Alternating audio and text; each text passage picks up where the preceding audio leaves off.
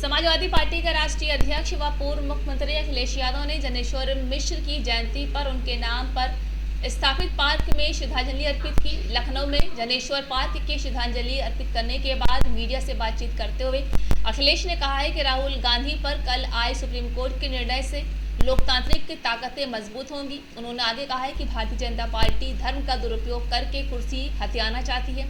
समाज में भेदभाव खत्म हो, भाईचारा कायम हो। मणिपुर की घटना से पूरे भारत का सर झुक गया। उन्होंने कहा है कि नारी का सम्मान गिराया गया है। हरियाणा की घटना हो या देश में और जगह जिस तरह सूचना मिल रही है, सच्चे लोगों को सामने आना पड़ेगा। भारतीय जनता पार्टी लगातार धर्म को और धर्म का दुरुपयोग करके राजनीति और कुर्सी हथियाना चाहती है। समाज में भेदभाव खत्म हो, जो हमारे भाईचारा है वो कायम हो। और जिस तरीके से मणिपुर में घटना हुई है, न केवल भारत के लोगों का बल्कि दुनिया में भारत का सर झुका है। कोई कल्पना कर सकता है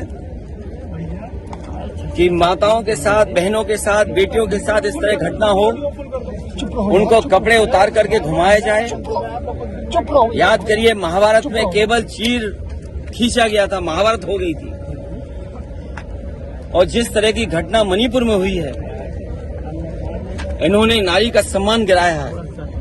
आज हम सबको ये संकल्प लेना पड़ेगा कि जो गैर बराबरी की बात जब समाजवादियों ने कही और नारी समता की बात कही, वहीं नारी का सम्मान कैसे बचेगा, उस दिशा में भी हम लोग को संकल्प लेना होगा। राजस्थान के भीलवाड़ा में नाबालिग लड़की का जला हुआ शव मिलने के बाद मुख्यमंत्री अशोक गहलोत ने कहा है कि भीलवाड़ा घटना में पुलिस ने कल रात में 4-5 आरोपियों को गिरफ्तार कर लिया है। पुलिस क्या करेगी, कार्रवाई करने के मामले में हम सभी राज्यों में नंबर 1 पर हैं। आज राजस्थान और छत्तीसगढ़ की तुलना उस राज्य के साथ कर रहे हैं। ये राजनीति है और हमें ये मंजूर नहीं है। भीलवाड़ा की घटना थी, 4-5 मुलजिम को रात को गिरफ्तार कर लिया, तो पुलिस और क्या करेगी? तो करेगी। एक्शन करने में हिंदुस्तान भर के राज्यों में हम सबसे आगे हैं। एक्शन करने के अंदर घटनाएं, कौन सा राज्य है देश के अंदर जहाँ घटना नहीं होती है? फिर भी क्योंकि मणिपुर को डाइल्यूट करना केस को, जहाँ इन्होंने भारी ब्लंडर किया है, प्रधानमंत्री जी ने खुद ने और अमित शाह जी ने एक बार जाके आगे फॉर्मेलिटी करके, आज वहाँ 80 दिन 85 दिन हो गए हैं, मणिपुर जल रहा है। रेप की घटनाएं मुख्यमंत्री मानता 100 से अधिक हो गई होगी। 3-4 हजार FIR दर्ज हो गई वहाँ पर। 2 समुदाय जो उसी स्टेट के हैं, आपस में दुश्मनी पाले हुए हैं, उनके पास हथियार आ गए हैं, या तो लूट लिए हैं या पुलिस ने दे दिए हैं। AK-47 भी उसके अंदर शामिल है। दिल्ली के लोधी गार्डन में ऐतिहासिक मस्जिद में योगा करने की वीडियो सामने आई है, जहां पूर्व सांसद और पत्रकार शाहिद सिद्दीकी ने ट्वीट कर लिखा है कि मस्जिद में योगा करने वालों के खिलाफ SI की कार्रवाई क्यों नहीं है? अगर कोई मुसलमान मस्जिद के किनारे में नमाज पढ़ता है तो फौरन एक्शन लिया जाता है, इसकी कार्रवाई क्यों नहीं हो रही?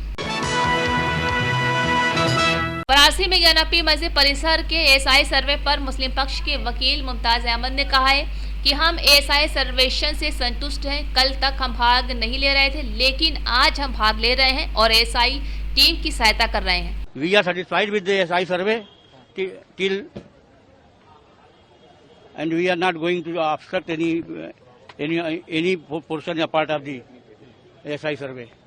Till yesterday we are not participating, but today we are participating and we are assisting the SI team where he required. Still the function of the SI is satisfied. Thereafter whatever it will be.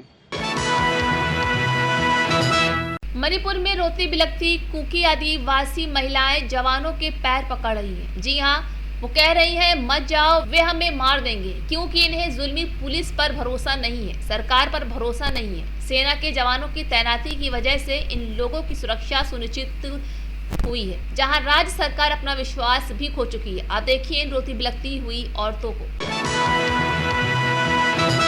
Bhubaneswar में विभिन्न विकास परियोजनाओं के उद्घाटन और शिलान्यास कार्यक्रम में केंद्रीय गृह मंत्री अमित शाह ने कहा है कि 2015 और 19 तक नक्सली घटनाओं में 30% मुठभेड़ों में 23% और सुरक्षा कर्मियों की मौत में 56% की कमी आई है। मैं नक्सलवाद पर अंकुश लगाने के लिए हमें सहयोग देने के लिए उड़ीसा सरकार और नवीन बाबू को धन्यवाद देता हूँ।